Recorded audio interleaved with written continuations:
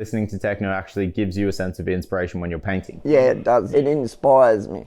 Yeah. Even if I'm not painting and I'm in the car, I get inspired with it.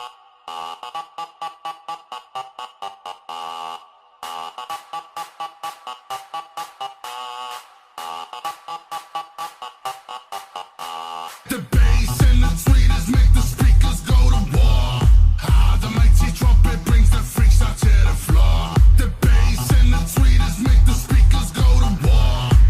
The mighty trumpet brings the freaks out to the floor. What did we just do, Kyle? We were down having breakfast this morning in a cafe, and then we bumped into two gentlemen, Andrew and John. Andrew, like I'd mentioned, John was like a really famous artist. We'd never heard of him. So he was saying he was coming out to his gallery today, and we were like, oh cool, we'll go check it out. So we came out here, we've just had a chat with John, and just sort of in his element, I guess, and it's been a pretty great experience. Very, such a simple thing out here, just a tin shed, and it's just filled with his life. And I guess we've got an insight into why he does his art, and what he does it for, and that's simply just because he loves to do it.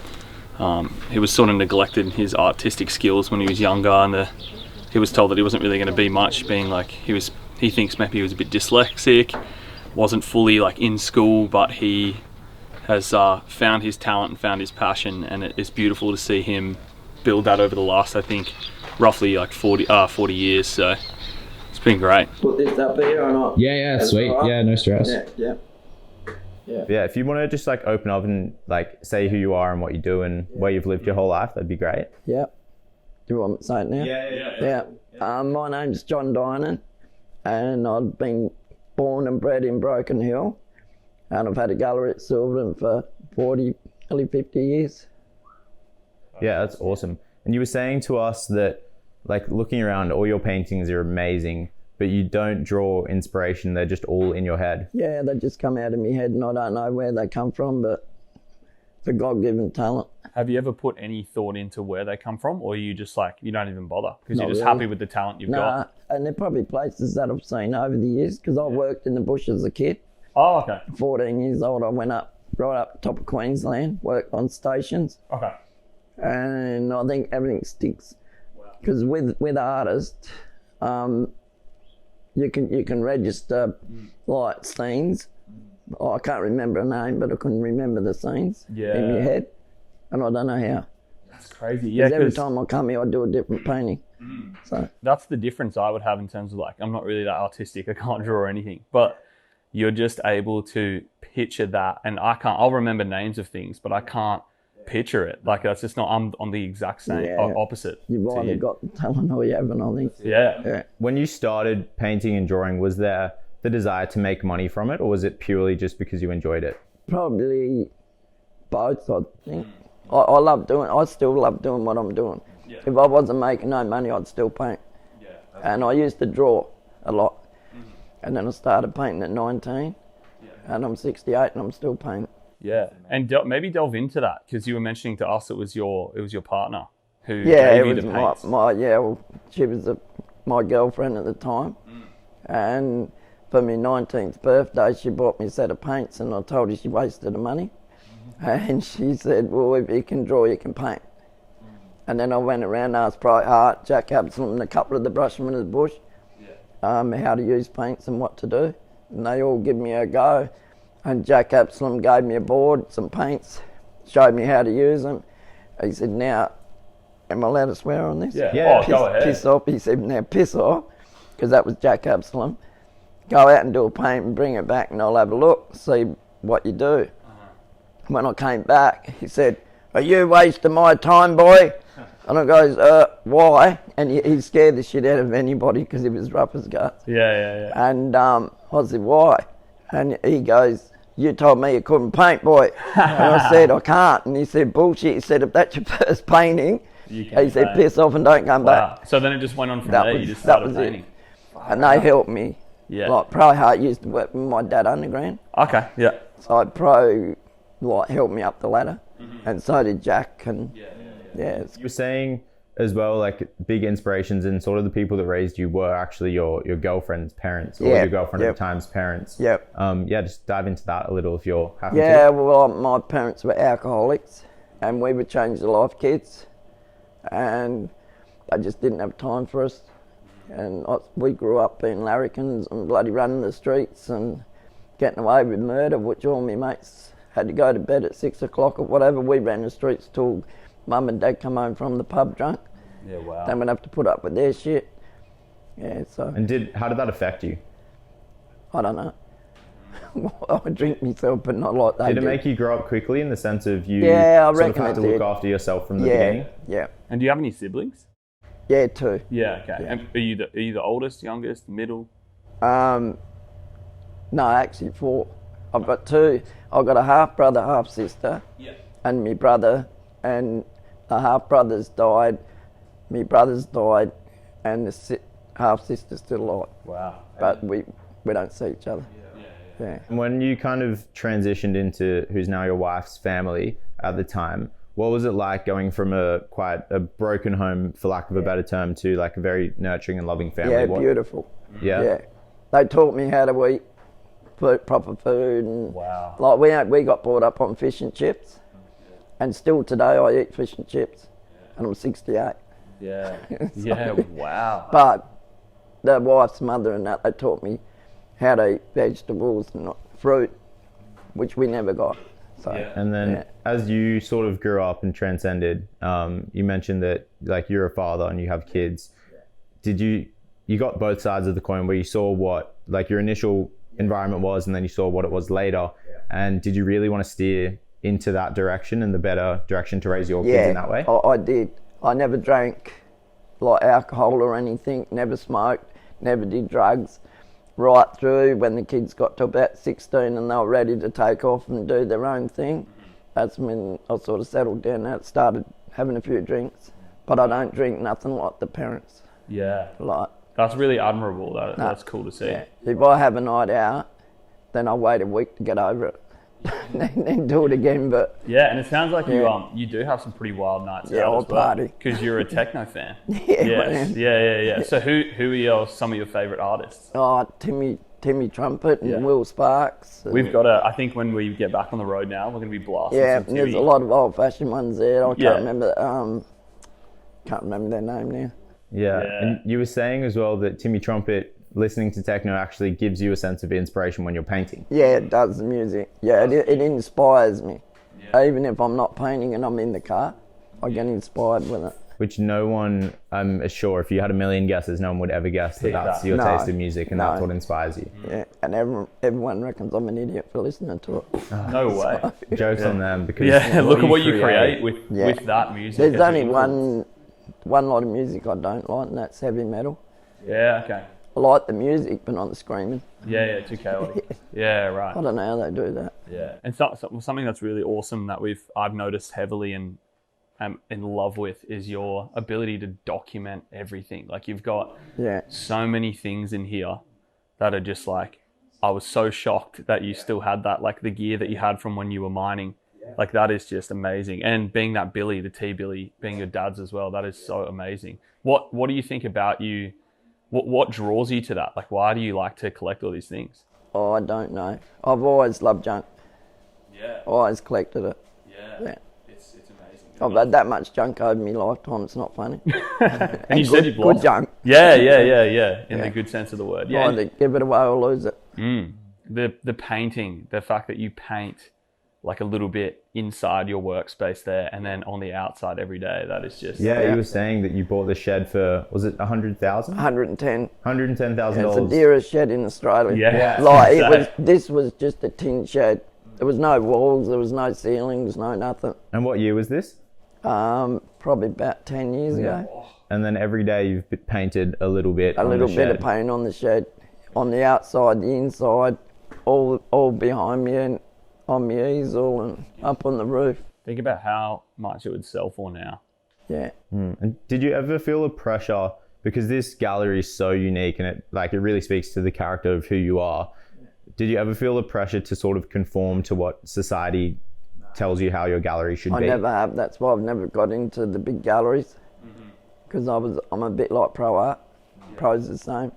did what he wanted to do, and I do what I want to do, and I don't like to be told. Yeah, So- you haven't conformed to like commercializing all No, your stuff. I don't conform to anything though. Which is brilliant, I get a lot of- especially when it's in art, because it is so subjective. It's very, how you want to paint is how you want to paint. You shouldn't have somebody else tell you how to paint. And the way you set your gallery up is very unique to you as well, which is That's beautiful that you've kept it the way you have. Yeah, well, I had a dealer years ago.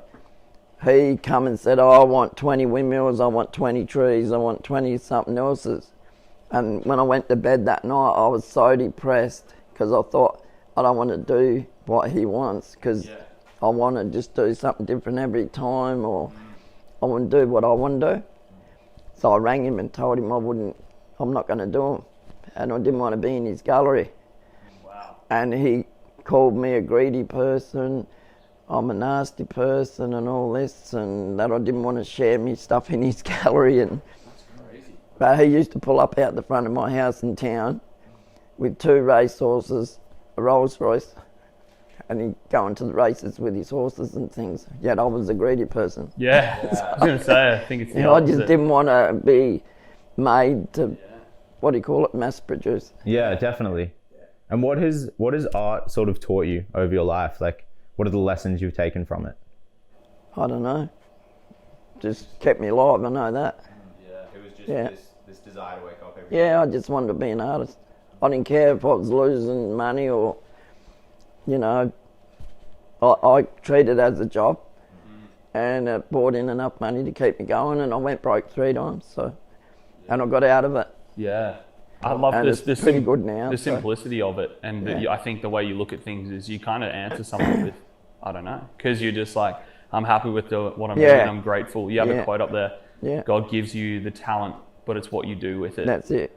And And- a lot of my mates were talented and never used it, and that to me is a waste. I can tell by just being in here and seeing the outside and speaking to you for like about Yeah. just over an hour now. It's just like that quote embodies Yeah. this whole experience that this is. It's And I've beautiful. worked 7 days a week right up until about 6 months ago.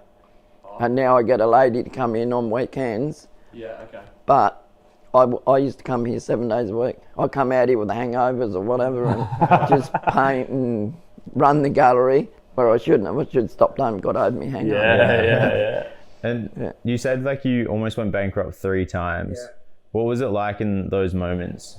I never even thought about it because the bank manager gave me all the money I wanted to get out of it, and I just had to pay it back, and I did 3 times.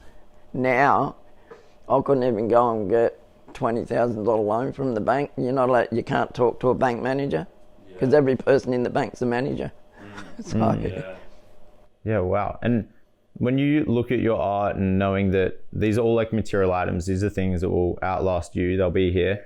What do you want, or if anything, when you're gone, what do you want from your art?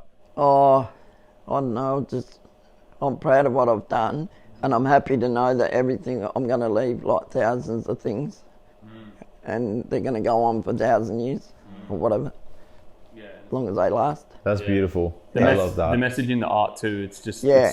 it's so realistic, but it's And I also love just so doing it. simple. Yeah. So, Yeah. Yeah. And when you painted on my car before, which was so like amazing and generous of you, was there like, why did you do that? Why did you paint on my car? because you're doing a good thing. Yeah, if it was just a tourist and come and said, oh, can you paint on my car, I probably wouldn't do it. I'd just say I haven't got time. But you're doing something special. And I like to help people in things and charity, and I've done charity all my life. And when I was telling you about the greedy gallery people, I've knocked back all the galleries. I've had dealers walking in, want paintings off me and everything, and I knock them back because none of their money goes to charity. I'll go to his gallery if he gives to charity. And I've done thousands of art shows. It's always for a cause. Cancer or kids, or even kids in sport, or people who've got basketball team, just to help them out. That's so beautiful, and like I'm very grateful that you did that, because like that car has really been something on this trip that's sort of made its legacy now, and I love the fact that like you're a part of that now forever. because we'll be clear coding that ASAP. So it stays on But there. I've done a lot of shows in Sydney. Yeah. Charity people and that'll ring me and ask me to go over and do things for them. So A question as well. What advice would you give to your like 20-year-old self? I don't know.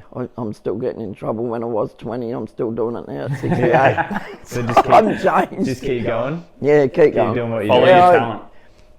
I don't do bad things, but I'm a bit of a larrikin. Yeah. Yeah, you got to keep yourself. I'm a up. 68-year-old teenager. Yeah. I love Nothing that. wrong And I've with a never bit of fun. grown up. Yeah. So. But sometimes I think I'm special because I don't know what depression, anxiety is. Yeah, my wife's got depression, anxiety, and I watch her and I think, you know, what's it like and all this. And the wife will always say, you know, when you've got a hangover and you feel depressed from that. I said, yeah. She said, well, I'm like that 24 hours a day. Wow. And I've never had that, only with the grog. And how do you find dealing with that and trying to help? Oh, it's hard. Being a carer. I've been doing it for nearly 40 years now. Very hard. And would you say the almost, I guess, key to your success and your mental health is the fact that every day you do what you want to do and you do what you love? That's what keeps me sane. Sitting in that corner painting. So Yeah. Yeah. It's that. It is quite like yeah, I guess and coming here. the word I look for, I think of is like iconic. Like that, this corner is just so cool. Like it's got you written all over it. And I won't ever waste a bit of paint. And when I finish painting, it never goes into the drains or into the atmosphere. I always put it on the shed or somewhere where it will stay forever. Is that where the idea started to paint the shed every day? Not really. No, I just don't like wasting things. And was that just something you've had since you were a kid? Yeah. Never get told to waste your food, always eat everything on your plate? Yeah, always. Yeah. And I'm still the same now. I don't cash bottles in, but I'll keep them and give them to somebody that needs them. I like to recycle things, and I'm not a greenie. Yeah. It's just me. Yeah. I don't like seeing anything thrown in a bin. Yeah. Bottles or things that you can use. Yeah. Well, think about some of the art you've got in sculptures out there, just all scraps. And yeah, it the just looks so scrap cool. junk. Yeah, it's amazing. It's art because it truly is beautiful and unique. Yeah. And I would love as well if you could tell us the story behind the corner. You were telling us before off camera, but as to why you paint in the corner. Because that's where I spent all my school days, in the corner, because I was naughty. Yeah, and I'd disrupt the whole class. And as I said, I reckon I had dyslexia because my grandson's got it, and everything he tells me what he does is what I did. And he's another one at school, he gets put in the corner because he's naughty. And it's the same thing, if you can't do what all the other kids are doing, you'll play up to get the attention or to take it off you. Yeah. And it really does show, I guess, almost the fault in the educational system that we have today, where you are an artist and you've created an amazing gallery here and an amazing life for yourself through your art. Yet in school, that wasn't something that was appreciated or praised. You were actually told to go and sit in the corner because you were naughty. But if we could find a way to nurture that and change the system where we can really bring out the best in people, so many more people would be achieving great things. And I wagged school a lot. Yeah. And pulled out of school at about 14, I think, or 15, I don't know what it was. Close to that though, and went bush. But I've always worked. I think I went on the dole for a week, $7.50 a week on the dole. And I thought, bugger this, you know, I want to go and earn me money. And I've worked every day since. Wow. And not scared to, they wouldn't give me a job underground because I was too small. They said, no, you won't, you're not strong enough. And I said, I'm bloody strong, don't you worry about that. And when I think about now, I shouldn't have went down underground because it wrecked me neck, me back, and lots of ailments that I've got from the mines. But What do you think? and it was hard. The work ethic, like your. Oh, my dad was a worker, Yeah. Okay. good worker, Yeah. And you sort of observed that from him. probably. Even though he was a drunk, but Yeah, that is something Yeah. you did take from him. it must have come out of him. I don't know. Yeah. And what's like one or two memories that you have from working in the mines that you still hold to today? Bad memories or good memories? Good either. I've got bad. Like, I lost a couple of my mates. We had to actually rescue them, dig them out. and we could have all got killed that day. But we all the mates went in, tried to get them out from under the big rock, but the whole place could have just come in and got us all. But everyone stayed there and got them out. Is it moments like those that put things into perspective, where you realise life is fragile, life is short, and you shouldn't spend it doing things you don't want to be doing? Well, see, that was probably 40 years ago. And still today, I still have them in my head thinking they went to work and they never came home. And, well, they came home, but not alive. And you just never know when that's going to be you. No. And I've seen a lot of bad things happen on the mine. Like a lot of accidents, scary ones, where people got maimed or arms cut off and legs. And to, I guess, lighten it up, any positive, happy times? Well, there was a lot of horseplay. Horseplay on the mines was you'd play jokes on everyone. You can't do it today, you get sacked immediately. But we just used that much horseplay on the mine. It wasn't funny, and that was one, that's probably something you remember, having fun. What sort of practical jokes? Oh, probably couldn't tell you. A lot of them happened in the showers. Lots of things happened. All the blokes would play up after a hard day's work and all get in the showers together in the nutty. There was 100 blokes. Oh, so you can imagine all the shit that went on in the showers. God. And if you was ever a young lad starting on the mine, He was getting it. they would just cop the full on shit. Like, I won't tell you what happened to them, but a lot of it was just, I don't know, they'd scare you because the mine is pitch black. And if you're walking down a drive and they'll jump out on you and scare the bloody living daylights out here. And just set up pranks. We call blokes that you're supposed to knock off at a certain time and get out to the plat. It's called the plat, where you wait for the cage. And you get blokes that wouldn't come out on time, so we'd have to sit there and wait for them. Like, we wanted to knock off. We couldn't knock off because we call them hungry miners, because they were hungry to get that extra money, and they'd leave their job and run flat out, come out through the crib umpy, grab their crib tins and their coat and run to the cage, and we'd all abuse them when they got there. So only one day we thought we'd stuff them up. We got their crib tins and we nailed it to the table. So they come running through the crib umpy, grabbed the and took the table and did gutses and whatever, and then they come out like fighting and then they go to grab their coats, run past, grab their coat and pull the back off the coat. No. That's gold. They're only old coats. Yeah. Usually buy them at Lifeline. I guess because it's such a chaotic job and so scary. There was a lot of horseplay for that, because I think it got rid of you, like being scared. Yeah, that's what I was going to. Danger. That's what I was talking about. It's like because it's so dangerous, you need something to distract you from it. And there was so much of it. Blokes used to hide in ladderways and that, and drop things on you. Right? Jeez. Yeah, and I ask this question to a lot of people, but what do you feel like you need to do to have a good day? Paint. Wow. That's all. I'm happy to be alive, but to me, this is my therapy. This shed. Wow, that's beautiful. I love when I leave town and I'm driving out here, and I love the bush and the animals. And it's amazing. And it's amazing how you share your work, and there's something on the wall. It says, "Please take a photo of my art and post it on your social media. Thank you very much." And I think for artists, that is extremely rare. Most people, you can't take a photo unless you buy it. Like, that's your photo. But the fact that you are so happy to just share your art with the world is awesome. Yeah, and I tell people if they want to print the photo, they can. And you were just speaking about off camera, you were saying you didn't mind if people actually copied your art. No, I don't care. Yeah, as long as they don't put your signature on it. Yeah, well, they can do that too. I don't care. Yeah. Because ultimately, it's one of the best compliments you could get when people start copying what you do. Because then it becomes less about your art and more about your style. Yeah. And I feel like that transcends over time way more, which is so awesome to hear. Yeah.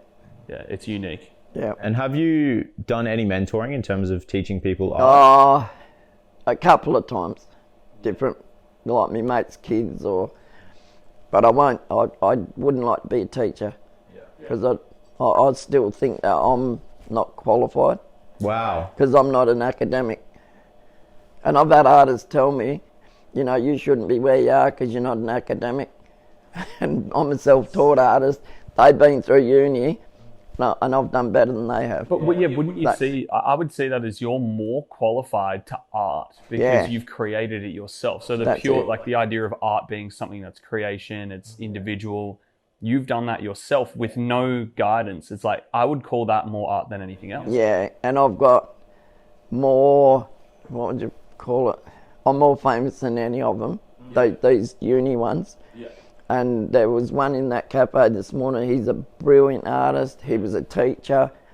And he tried galleries and he tried to do, you know, all his shows and that. And he just failed. And he's a bus driver now. Wow. And he's, to me, he mustn't have the knowledge how to put it all together as a business. Yeah. Definitely. And it's almost... When I look at success stories, it's if you want it bad enough and if you love what you do, you'll find a way to get there eventually. Yeah. And like I said, I went broke 3 times. And you know, when I left the mine, I was rich. Like I had a lot of money. Yeah. I saved up a lot of money on the mines. When I left the mines, I got paid out for my injuries, which I got a lot of money. Then I got superannuation, I got pension fund, because the mines all put all this money away for you when you retire, and I just used all that to be an artist. Yeah. Okay. So it cost me all that money to keep me alive.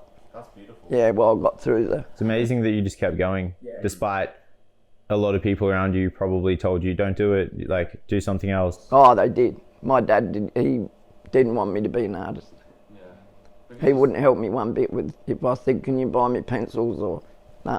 Do you think because it culturally at that time, art was looked at as like a bit of a weakness and a bit of an odd thing to do? I don't know. Because when I was painting flowers, I used to paint flowers a lot because I love gardening. And all my mates used to reckon I was a bloody, you know, pansy or whatever. Because of that, yeah. Yeah, I was soft. Because I paint flowers. But it's cool to see the thread of it seems to be just your passion. Yeah, that's the key thing. Love painting. You just loved it. So you just did it purely for that. And I still go to bed dreaming about things, paintings and that. Wow, that is insane. And you've done it for like decades and that's still a thing for you. But that could have been one way that I cut my mum and dad out with the drinking and the yelling and the screaming every night was draw. I was drawing while they were carrying on. And I guess one last question I have for you, when you look at your body of work and just your life in an overall aspect, what's like a few things that you're the most proud of that you've accomplished? Just becoming, you know, making a living at the thing I love. That's it. I love that. Yeah. So simple. Yeah. And I'm I'll never be rich. Yeah. I could have been rich if I went in all them big galleries, but I didn't want it. I just wanted to do this. You just seem so happy and in your element. Yeah, like, I am. Perfect. Yeah. That's so awesome. Thank you so much for sharing. No, and if there's anything you want to say or talk about, feel free. I was just going to say to you, mate, he stood right in that light in my eyes. Oh. It was like you got a bloody halo on you. No, you're right. You're right now, where you are now, but the whole time I was looking at you, but I couldn't see you. Oh, really? Yeah, the sun's coming in that door. Yeah. I can see you. Yeah. Because you're away. Time, John. No, it's all we right. seriously appreciate it. And keep doing what you're doing. Yeah, it's amazing. I think like your overall message just seems to be do what you love. Yeah. It is so simple, but just wake up and do what you do every day, and you'll get to a point where you're just happy with your life and what you've accomplished. Oh, I'm happy. Yeah. And what was your biggest takeaway from the conversation? My biggest takeaway? I guess there was so many, but I keep coming back to the fact that it was just so simple the way he sees it. My biggest takeaway is probably the fact that he says, when you ask him a lot of stuff, like questions that like sort of dig deeper into the things he does, he says like, I don't know. He answers most of his stuff with I don't know, and I think that's basically because he doesn't care. He doesn't care why he paints. Like he doesn't want to look deeper. He's simply just happy that he's found his talent. And he's just happy that he's found his drive, his passion, the thing he wants to do. He doesn't even see it as that stuff. He just wants to paint, so he goes and does it. I think that's I've taken a lot from him in terms of that, just in terms of like, why make it so complex? Just if you want to paint, go out and do it. Like there's nothing stopping you from doing it, and he's proved that. I'd probably say my second biggest takeaway is the fact that he just doesn't really care for money. He's told us about the amount of times he's like said no to galleries and stuff just because they just want to mass produce it, and he wasn't anti-mass produce, he was just anti making a whole lot of stuff just because he didn't want to. As simple as that. So that'd be my takeaways.